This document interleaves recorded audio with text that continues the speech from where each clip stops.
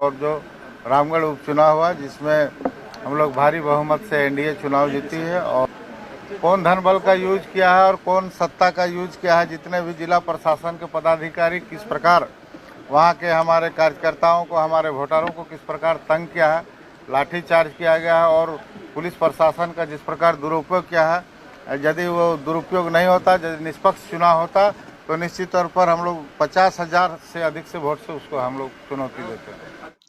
मैकस public school Jawahar road Chitarpur admission open from nursery to 8 2023 to 2024 नहीं होता, यदि निष्पक्ष चुनाव होता तो निश्चित तौर पर हम लोग 50,000 से अधिक से वोट से उसको हम लोग चुनौती देते हैं। और जो रामगढ़ उपचुनाव हुआ जिसमें हम लोग भारी बहुमत से एनडीए चुनाव जीती है। और कौन धन बल का यूज किया है और कौन सत्ता का यूज किया है, जितने भी जिला प्रशासन के पदाधिकारी किस प्रकार वहाँ के हमारे कार्यकर्ताओं को, हमारे वोटरों को किस प्रकार तंग किया है, लाठीचार्ज किया गया है और पुलिस प्रशासन का जिस प्रकार दुरुपयोग किया है।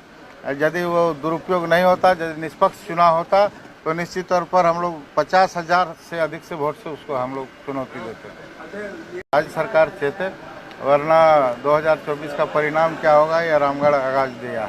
वहाँ के हमारे कार्यकर्ताओं को, हमारे वोटरों को किस प्रकार तंग किया है, लाठीचार्ज किया गया है और पुलिस प्रशासन का जिस प्रकार दुरुपयोग किया है। यदि वो दुरुपयोग नहीं होता, यदि निष्पक्ष चुनाव होता तो निश्चित तौर पर हम लोग 50,000 से अधिक से वोट से उसको हम लोग चुनौती देते। और पिछले चुनाव में जो सरकार के द्वारा जो राज्य की जनता को आश्वासन दिया गया था, चाहे यहाँ के युवाओं को, यहाँ के किसानों को, यहाँ के बेरोजगारों को जो भी आश्वासन दिया गया था, यहाँ पर उद्योग धंधे लगे, लेकिन एक भी आश्वासन पूरा नहीं हुआ। न तो नियोजन नीति, न तो स्थानीय नीति, कोई भी, न विस्थापन नीति, एक भी नीति अभी तक धरातल पर नहीं लगा। इसलिए जनता आक्रोशित है। और जो रामगढ़ उपचुनाव हुआ जिसमें हम लोग भारी बहुमत से एनडीए चुनाव जीती है। और मैं फिर से यही कहूँगा कि जनता में काफ़ी आक्रोश है और राज्य सरकार चेते, वरना 2024 का परिणाम क्या होगा यह रामगढ़ आगाज दिया। अनुभव जीता है, बोला सरकार नहीं हारी। देखिए, सरकार कौन धन बल का यूज किया है और कौन सत्ता का यूज किया है, जितने भी जिला प्रशासन के पदाधिकारी किस प्रकार वहाँ के हमारे कार्यकर्ताओं को, हमारे वोटरों को किस प्रकार तंग किया है, लाठीचार्ज किया गया है और पुलिस प्रशासन का जिस प्रकार दुरुपयोग किया है।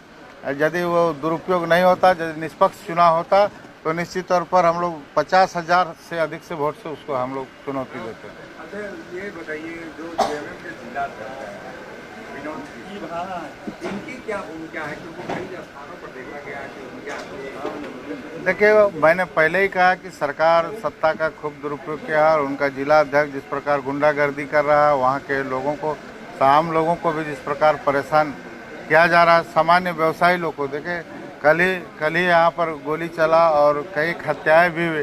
खुद रामगढ़ में तो अपराध की संख्या इतनी बड़ी है कि लोग, आम लोग जो दहशत में और छोटे छोटे व्यवसाय भी परेशान है, जिसके चलते लोग सुरक्षित नहीं थे। और वहाँ की जनता की जीत है और एनडीए के सभी हमारे नेताओं की जीत है, जो सभी लोग वहाँ पर कैंपेन भी किया, सभी लोगों ने सहयोग किया।